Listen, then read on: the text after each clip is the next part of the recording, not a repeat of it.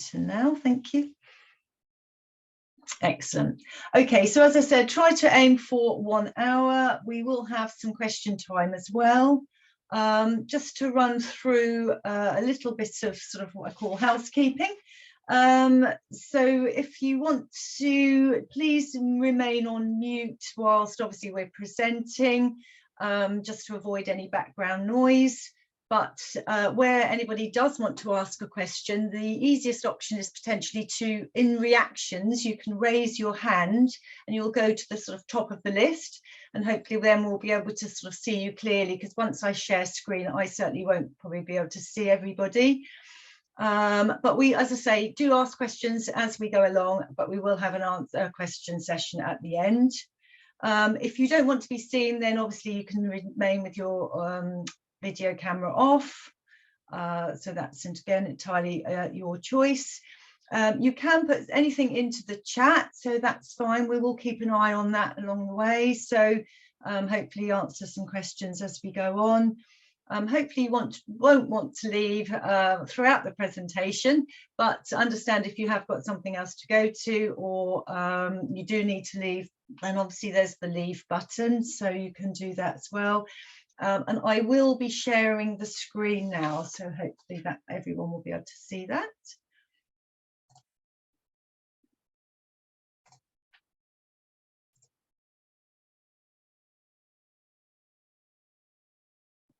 So can everyone see the presentation? Yeah, lovely, thank you. So we've covered the housekeeping.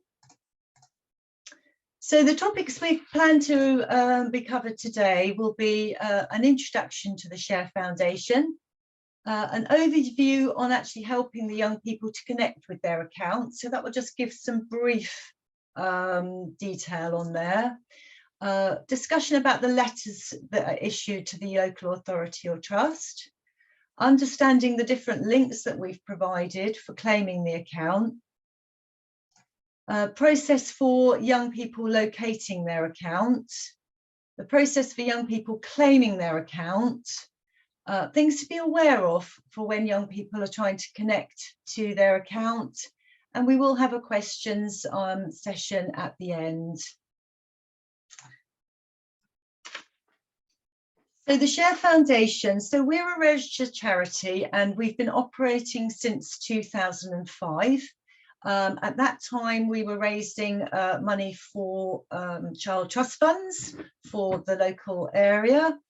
But then we were awarded the government contract in 2012 to set up and administer the junior ISAs for looked after children on behalf of the Department for Education. That contract widened in 2017, and we now also cover the child trust funds, where there is no one in position of parental responsibility. And the good news is that we have been awarded the contract. It's been renewed for another 4 years from April 2023. All costs are covered by the government or a philanthropist. So nothing that is provided in terms of donations, etc., is used by ourselves. 100% goes to the young people. So the junior ISAs and child trust funds, both are long-term saving accounts set up by the government and were or are available to all children under 18 in the UK. Where we say were, the Child Trust Fund scheme closed for new accounts on the 2nd of January 2011, and that's when the junior ISA scheme took over.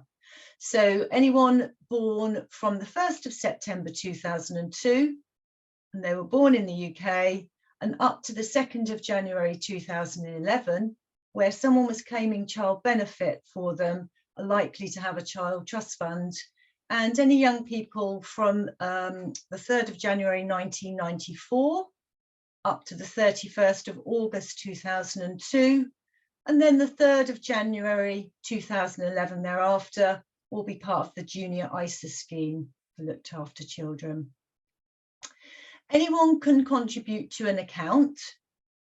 The Share Foundation can only manage child trust fund accounts where local authorities or healthcare trusts confirm that there is no one or no one suitable in a position of parental responsibility. So when we receive the data, we will obviously identify the young person with their date of birth, and if they're born in the Child Trust Fund years, we will then be going back to the local authority to ask them if there is anyone with parental responsibility. And if there is, if they deem that person to be suitable to be managing that account.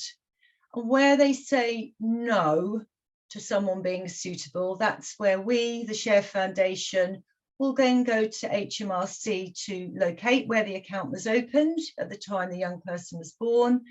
And then we go to the account provider to explain that we will be the registered contact. So hopefully that explains that position. Has anyone got any questions at this stage? No, thank you. So just a very quick overview then on helping young people to connect with their accounts.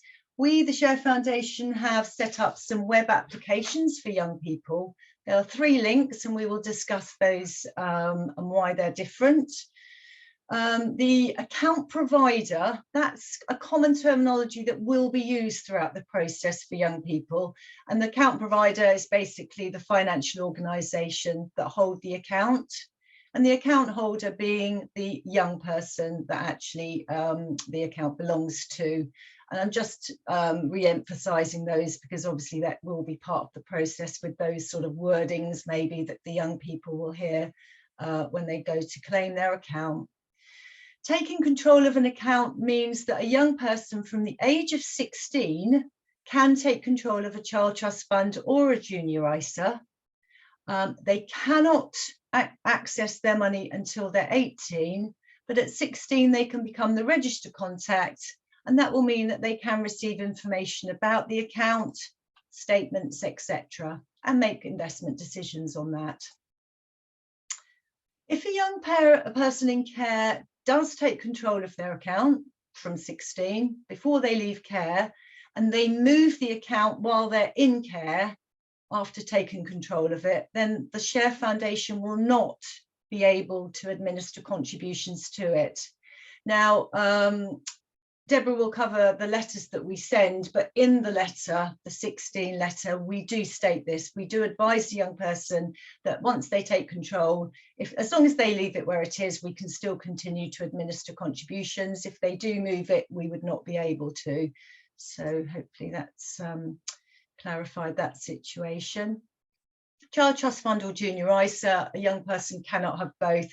Sometimes we do have young people that say, well, I've had the Junior ISA because, you know, I was in care, and now I realise I might have a Child Trust Fund as well, but they don't. So it's one or the other legally. That is, they cannot have both. The timescales that we provide in any information about claiming account are a guide. We are reliant upon HMRC sometimes for those where we don't know where the account is, and therefore that does often take a while. So, you know, we can only sort of provide a guide of timescales.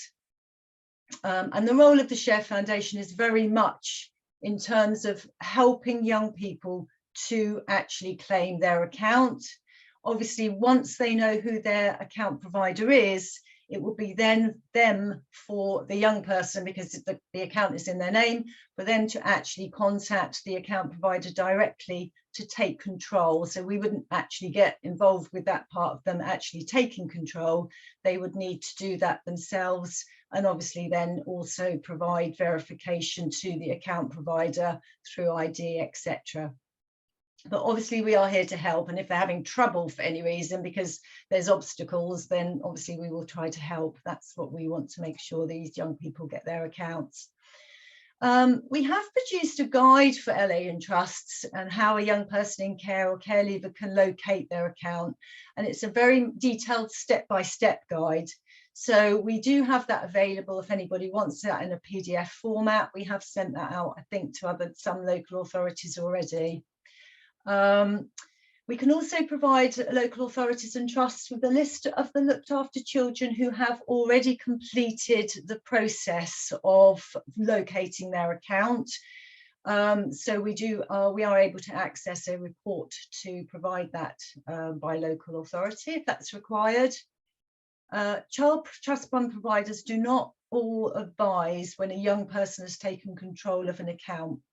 So you will find that on the valuation report, for those of you who received that, and that's normally sent to our main contacts every quarter, where an account is still showing on there with a value, it could be, if it's a child trust fund, it could be that they have claimed it, but because the child trust fund provider has not let us know that the young person has taken control, then it would remain on there because obviously that's the information. We haven't had that information from them. The junior ISAs are very good. The junior ISA providers will advise us on a regular basis, but there's 60 odd child trust fund providers, so that relationship is probably not as easy for them to actually, or that resource is not as easy for them to actually keep advising us on that. Has anyone got any questions so far? No, that's great, lovely. Deborah, I'll hand you over to Deborah for Sorry, I didn't get a chance to get my hand up. It's Wayne. Oh no, don't worry at all. Hi there. Yeah, an amazing start to this meeting. I can't locate my charger cable, so I'm just trying to get in on my phone. I might be leaving and then coming back in if you could allow that access, but I might disappear for a couple of minutes. Okay, Wayne, we'll look out for you. All right, thank you. Okay, shall I start with the letters? Thank you. Okay, so we issue a number of letters throughout the time that a young person is in care. You will receive letters, those of you that are the main contact will receive a letter at age 16 for the young person, and then again at 17.5 if they haven't claimed their account. That letter will encourage them to complete a form on our website, which will allow us to write back to them with their account information. The letters are personalised to the young person and does give them the correct link. The links are date of birth sensitive, depending on whether or not they have a junior ISA or a trust fund, so they need to have the correct template. So please ensure that the right letter is sent to the right young person. When you submit your data, anyone with a not in care status, if we are managing an account, this will trigger a status change letter. The status change letter will generally have a change of contact form with it. These letters need to be passed on to the appropriate adult for the young person, as it gives them guidance on how to take control of the account on behalf of the young person. They would then manage the account going forward, and we would cease to have any involvement with it. As I say, those letters are emailed over. We can reissue them if you need us to, but just be aware that we can't do them in giant batches. We would need to be doing them kind of maybe 10 to 12 at a time. So we would ask you to keep a copy at your end in case the family come back and need a second copy.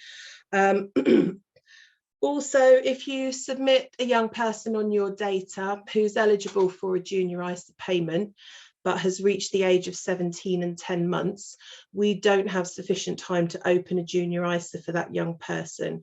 In that situation, they would receive a cheque, which would come across to the main contact for onward transmission to the young person so that they can just claim that payment.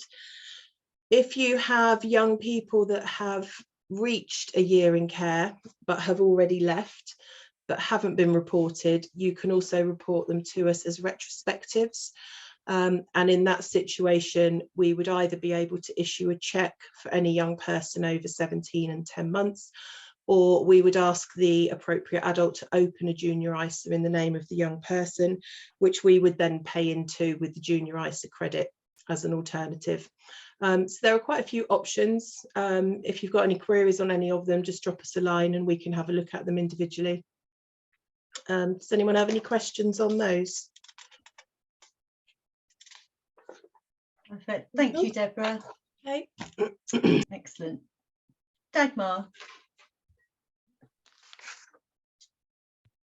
Right. This is where the links come in.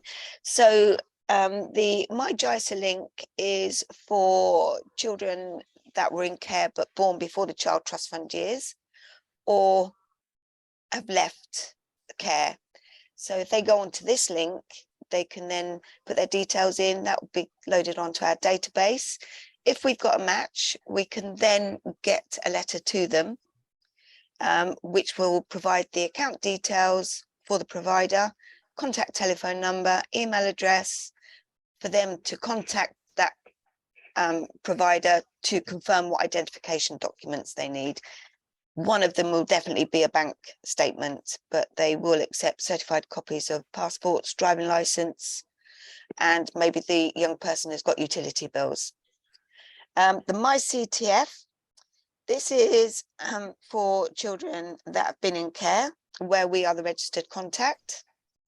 And they can go on to this one and complete the form. It will come across to our database, and then we can let them know where the account is. So these all work in more or less the same way with account provider details. The last one, this is where children have been in care, but they've had a responsible adult, or this also helps children that have never been in care and they've gone onto our website and got our telephone number.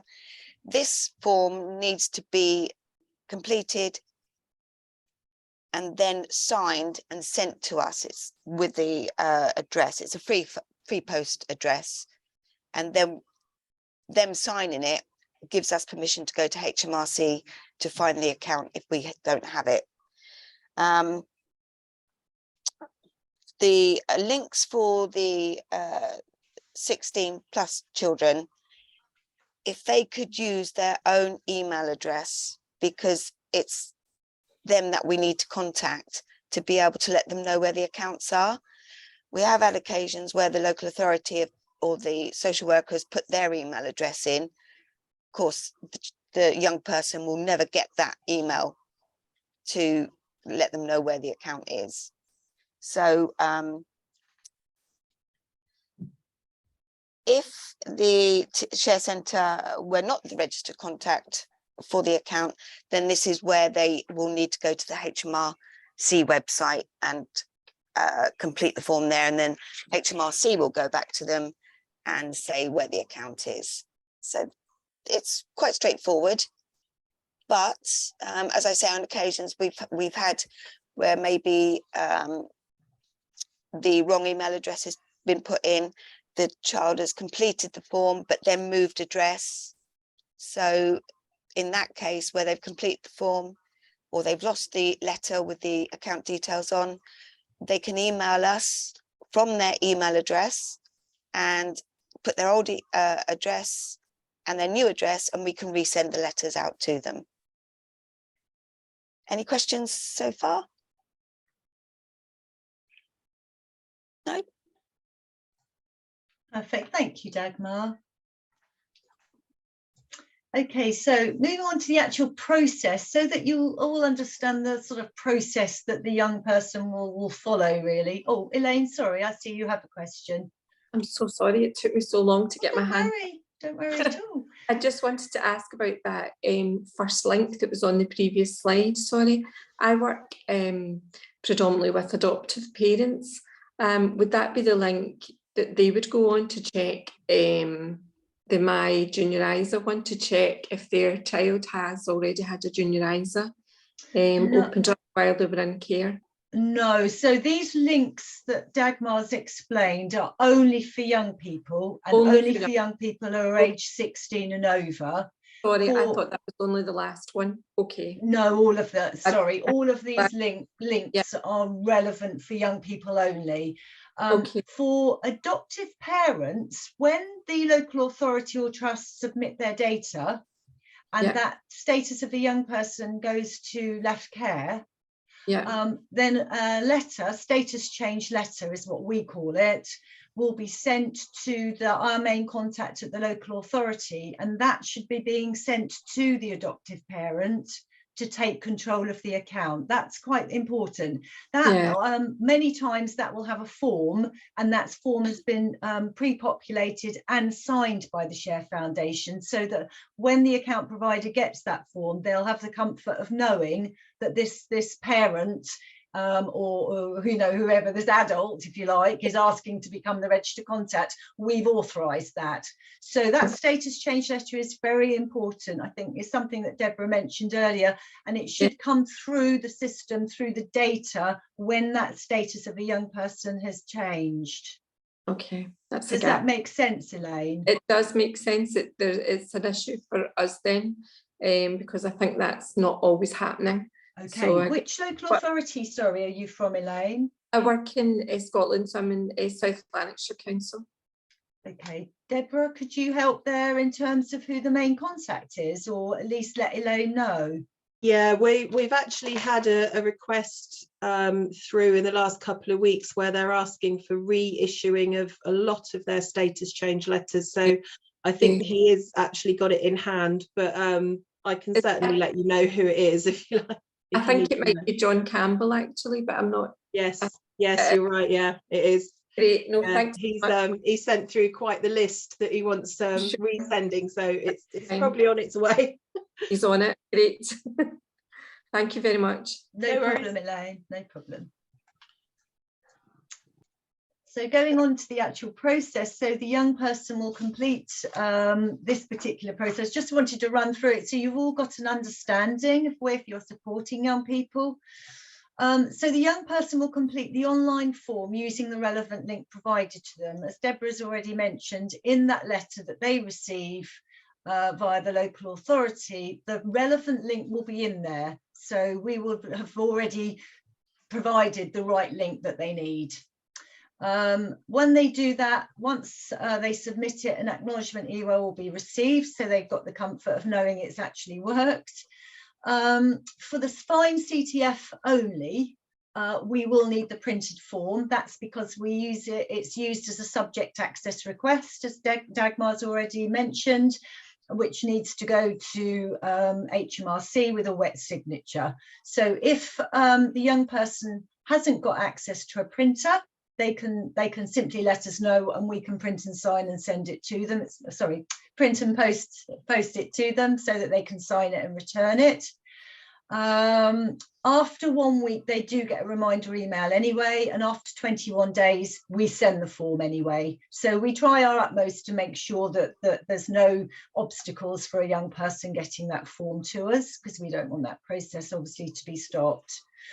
The Share Foundation have an automated process, so we check the forms against our looked after children database. Where the Share Foundation are the registered contact and a match is found, a letter is sent. So I think Dagmar's already mentioned that. So that's relevant for the My CTF and the Fine CTF. A letter is sent, and the reason why we do it by letter is that that's because there will be an account number on there, so we want to send it securely by letter. Where no match in a looked after children database is found, we have a relationship with an organisation called the Tracing Group, and they have a number of big child trust fund providers that have signed up to sort of be part of the database.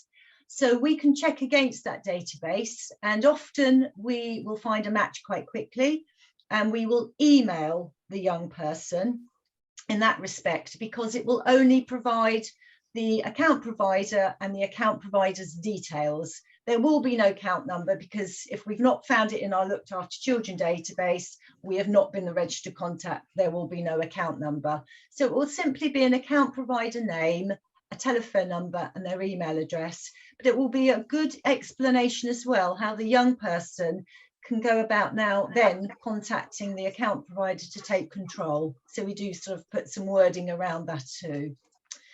If no match is found in the tracing group, then we will, forgive me, for the My CTF, we will actually print the form and send it to the young person, because actually normally we don't ask for the form in the My CTF, but where we have not been able to match, So they've used the My CTF link, which is fine.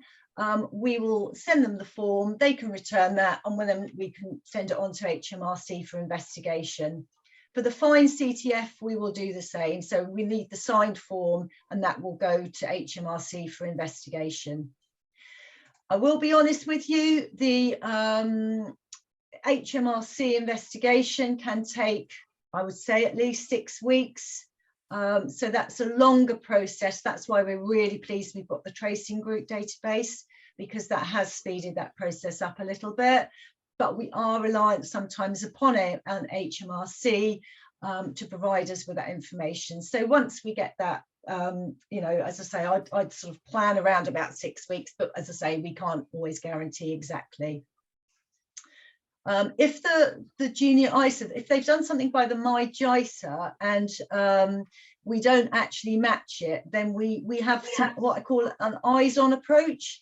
So we manually look at the information that's been provided by that young person and have a look against our looked after children database, because My JISA will only be done by a looked after child because it relates to the JISA scheme, sorry, the My JISA, sorry, the junior ISA scheme for looked after children. So we will actually have eyes on, and we will look at that, and we'll sometimes, I mean, certainly I can speak from experience. By looking at that, you can see that potentially they've got the name around the wrong way, potentially they've put the wrong local authority. So there's often very easy reasons, and we can get those resolved easily by emails to actually find the proper match. So, you know, again, that sort of manual approach or intervention as is needed will happen. When a final response from HMRC is received from the Child Trust Fund, where it was a fine CTF or it was a My CTF where we had to send a form, then an email is sent to the young person. So an email again, because it's only an account provider information and contact details. There is nothing in there that will determine an account number, because HMRC don't know that, they won't provide that. It's quite important also to remember that HMRC are giving us, or the young person, the name of the account provider as it was when it was set up.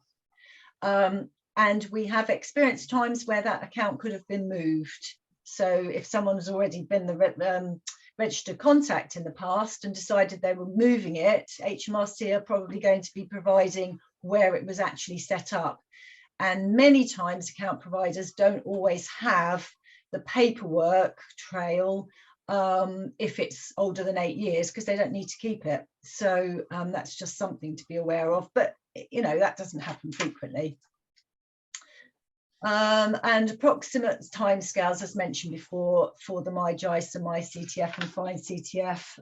Obviously, we'll rely on other people giving us information. So hopefully that gives you a brief understanding of what the young person will experience, and we will hold their hand throughout the process. We will follow them along, and we have many, many emails and telephone calls from young people who have queries.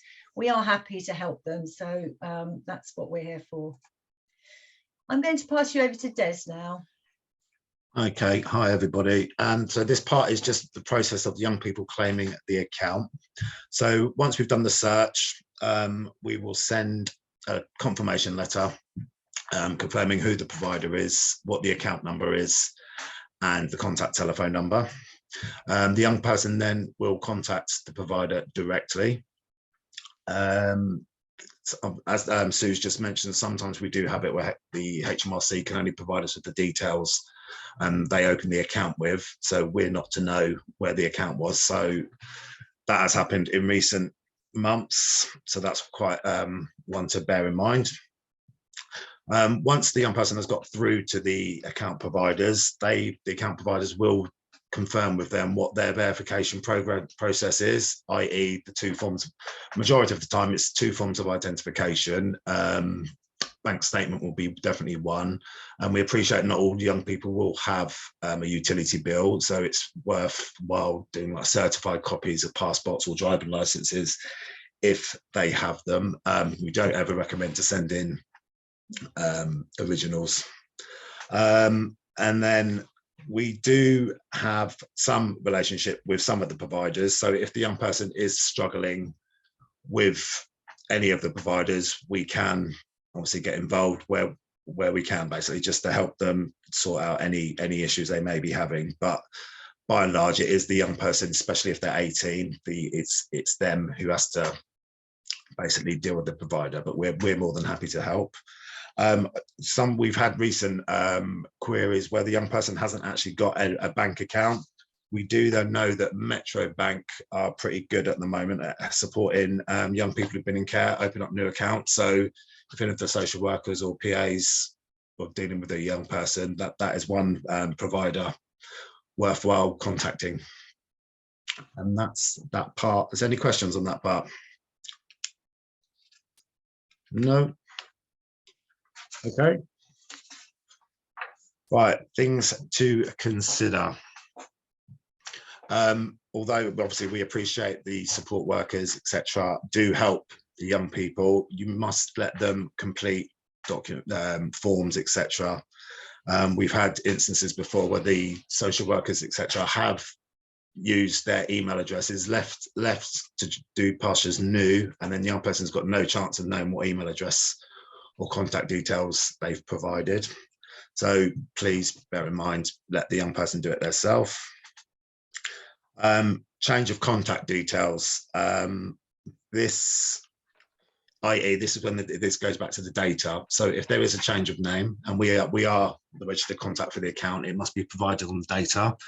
So we will then contact the provider before the young person gets to 18 to let them know that there is a name change. And obviously, if you have any documents, we will pass it on to the provider. So there's no issue once the young person goes to claim their account at 18.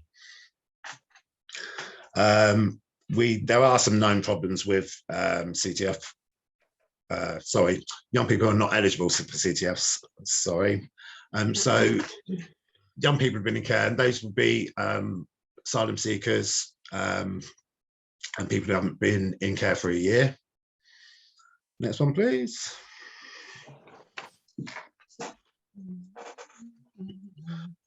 And we do recommend that whenever we send out letters, anything, please let the young person keep hold of any communication we sent out to them, because again, we have quite a lot of phone calls because we appreciate they move around a lot as well. So just to stop delays and us having to resend and post, try and encourage them to keep hold of any letters we send out. Known problems with limited capacity, where obviously this is done on a case-by-case basis, really. Obviously, we appreciate there are going to be some young people who have limited capacity. The financial providers would normally want to see a court document to say they've got limited capacity, and then they'll take it from there and liaise with whoever's supporting the young person. And young person in prison, again, with the support, this is quite a funny one, because you've got the social workers working alongside them, and they only get limited time on the internet. So again, it's sort of done on a case-by-case basis, and again, it'll be a matter of liaising with the financial provider, because they should have systems in place to cover this. Okay, any questions on this part? No. Thank you, Des. Thank you. I'm just going to pop in there as well, just to say, sort of for young people in prison, we appreciate that internet access is probably a no-no. They won't have it. So please do, as Des said, ad hoc basis, really. So we do have inquiries about that, and we'll try to help where we can in terms of that. It's a case of somebody filling out that form, and it's a case of finding out who the account provider is. But if we've got our main contacts at the local authorities, so if we need to send specific information, we can send it to them. So we will try to work around where we can. And the same with the limited capacity. That really is about the appointee. The appointee will be the one that will have to prove to the account provider that they actually do have some form of appointeeship for them to be able to pass over that money. and deceased young people, again, that will come through the data. So if a young person if the young person dies, then it does need to be submitted on the data so that we can actually then produce a beneficiary letter, which will go to the main contact and explain to them how they would be able to contact the account provider to prove, obviously, that the young person is deceased, because that money will become part of that young person's estate. So I just wanted to re-emphasize those three, because they are very much slightly different in terms of how they may work, or slightly different in terms of what you may need support from, in terms of our support or other people or the account provider's input as well. So hopefully that clarifies a bit more. If anyone's got any questions now, I'm happy to, we're all happy to answer them, but otherwise I'm suggesting that we'll probably just split into groups, potentially, just to have an opportunity to smaller groups, more questions. And this is your time to be able to sort of really glean as much information as you can, as you want to. So I'll stop sharing the screen, and hopefully I'll put you into some breakout rooms, and we'll split into 2 breakout rooms and then reconvene at the end. Thank you.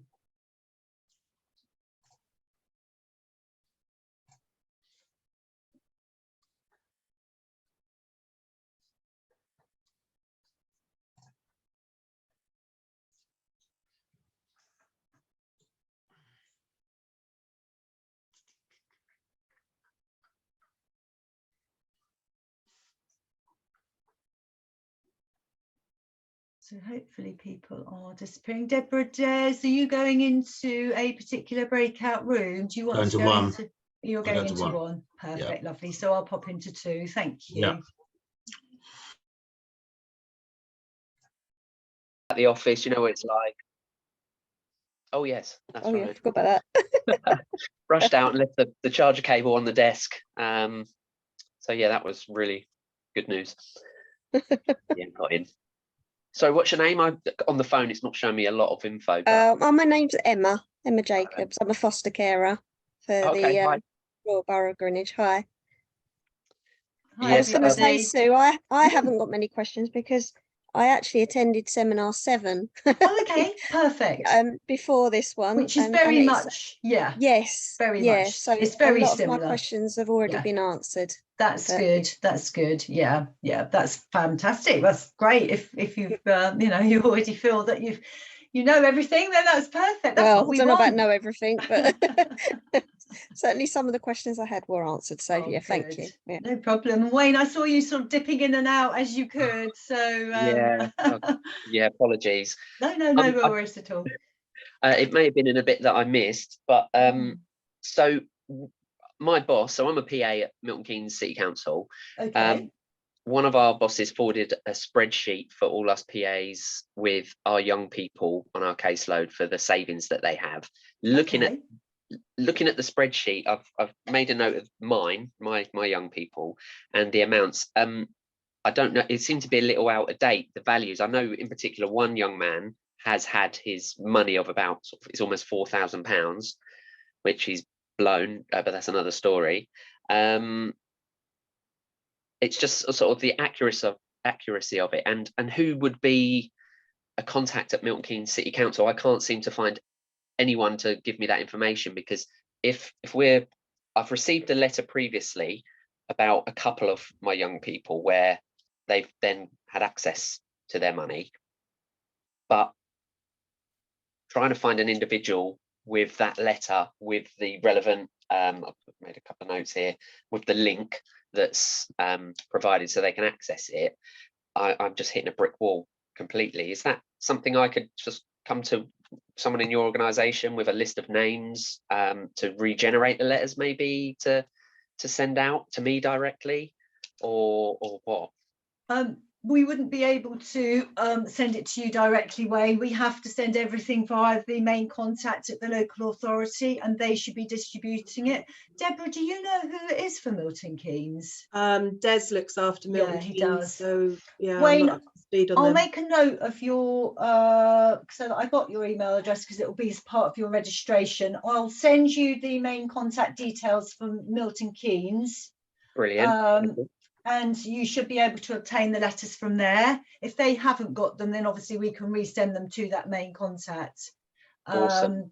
But Yes. that's really important that that process is happening. And so therefore, if necessary, I'm happy to also contact that person to explain the process. It may be if they're new or whatever, then perhaps they don't know what the letters are and they're sitting on file. So yeah, leave that with me, but I will certainly be in contact with you with that contact there.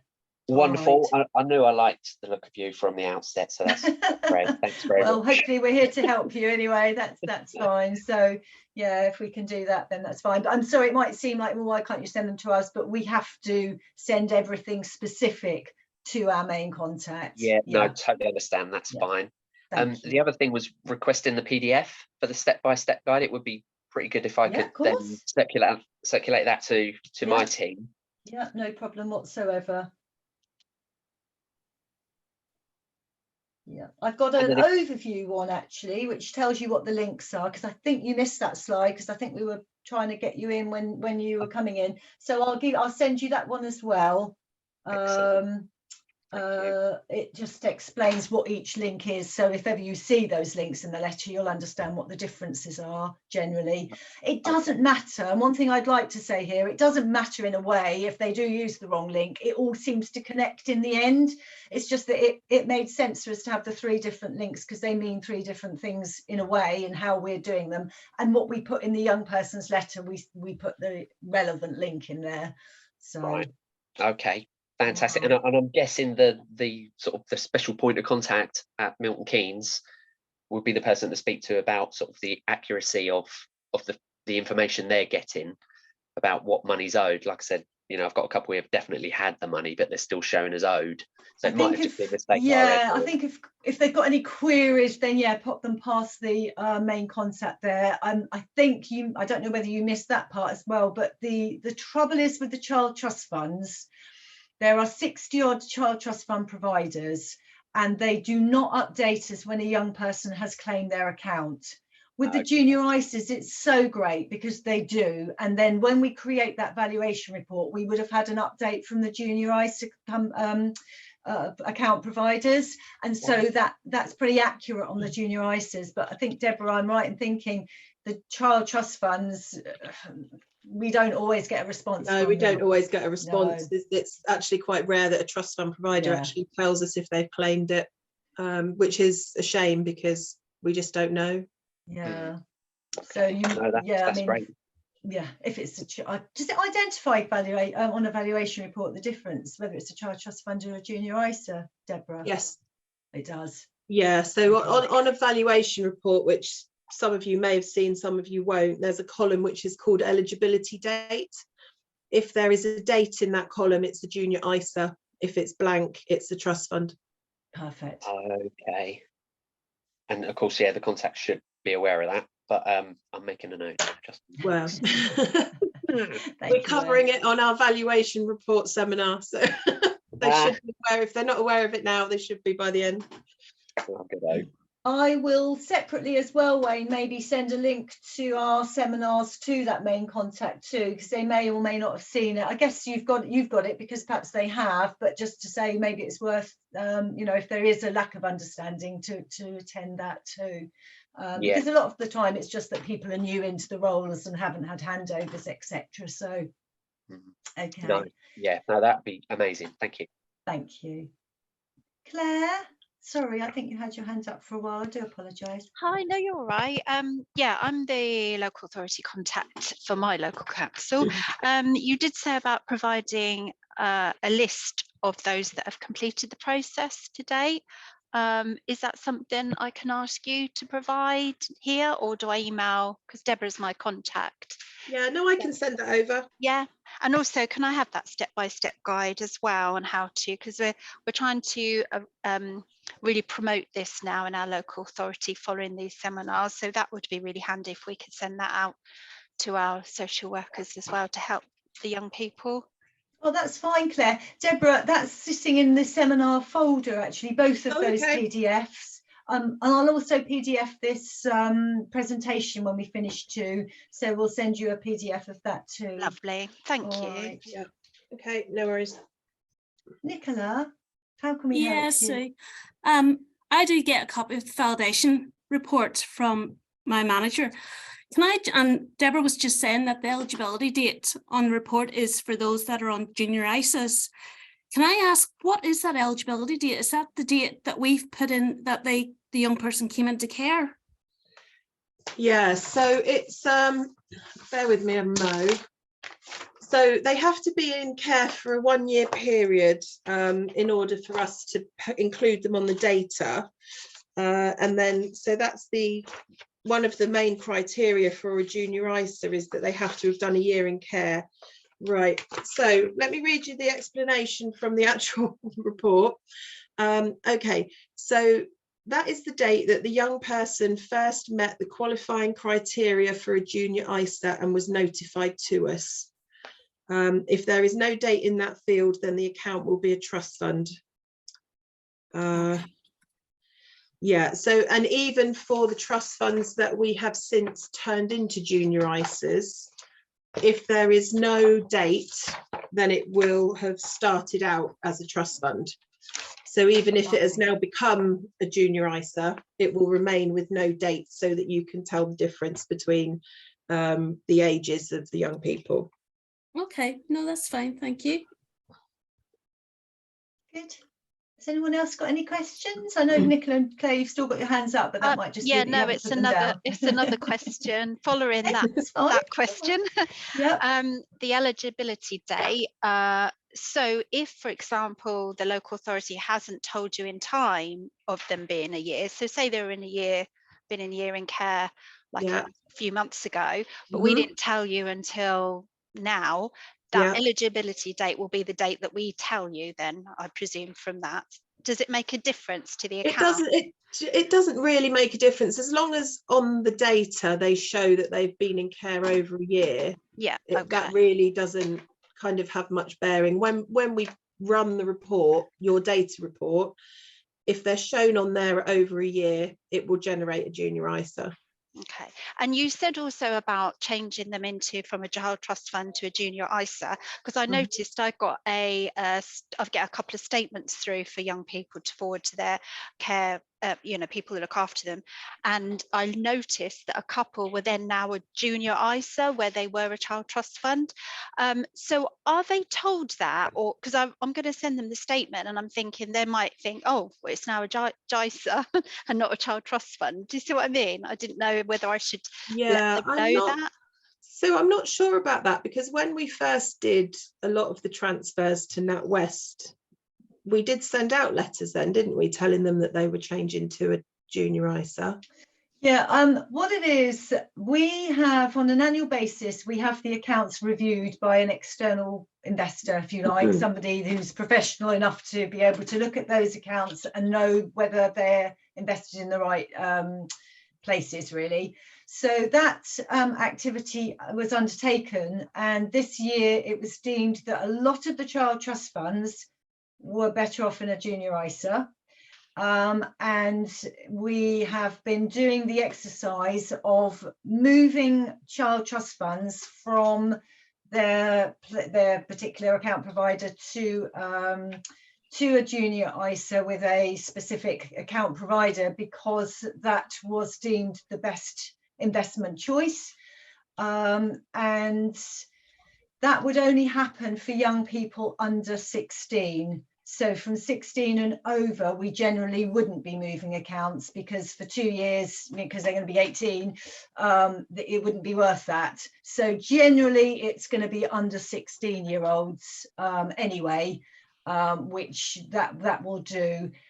I'm not sure whether letters have been sent out, though. I don't think it's a legal requirement for letters to be sent out because we're the registered contact. So where we're obviously, because they're only ones where we're the registered contact. So, but certainly statements have definitely been sent, or statements indicating that the provider has now changed, Yeah. and that they, you know, who the new provider is, and that value of that account. So if I forward the statement to them, and if I get any queries, then I can look into that then. But yeah, I just didn't know whether just to send them to them and then, or did I? But yeah, I'll just do that then.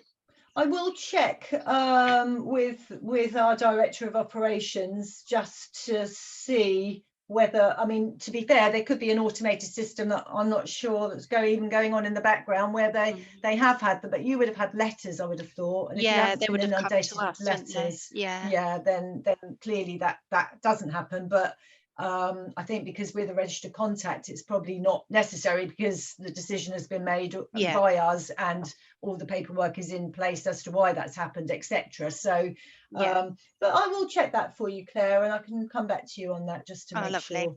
Thank you. Has anyone else got any questions while we're a smaller group?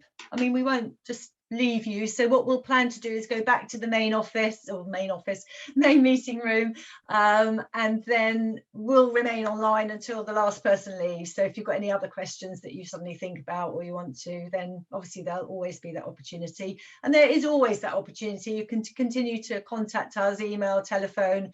We're here to help and support. We're really keen that all young people connect their accounts. So whatever we can do to help you, we would want to do that. Okay, so thank you for your time, and I'll somehow get you back into the main room, hopefully. Thank you.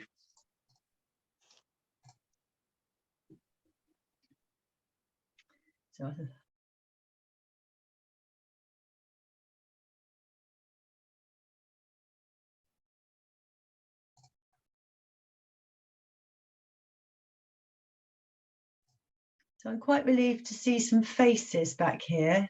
This is always the time when you sort of feel like you might lose somebody when you return them, but no, that's good. Des, you look like you're on your own, so you've clearly upset everybody. I did. They've all gone out of my group. Yeah, I upset them all, and then they all logged off. That's fair enough. Even Dagmar, by the looks of it. I froze again. She's come into the meeting with me. The laptop logged her out again. I've got no connection at all. I took pictures. Oh, well, we're here until the last person leaves, as I say. So if you've got any more questions, you know, fire away. But otherwise, thank you for attending, and hope to see you at another seminar. Thank you. I'd just like to say thank you. The seminars have all been really beneficial. Oh, good. Yeah, appreciate it. Thank you. Oh, and Deborah, I love your cat. I've got one here, look. She's got one there. She's got one in her lap. It's done while I was on the seminar. I couldn't write nothing down. You could lay down and just leave it at that. That'd be fine. But he marches backwards and forwards. That's so funny. He's showing himself off. But thanks again, and all the best. Thank you, Emma. Thanks for coming. Bye for now. Bye. I did mine all right.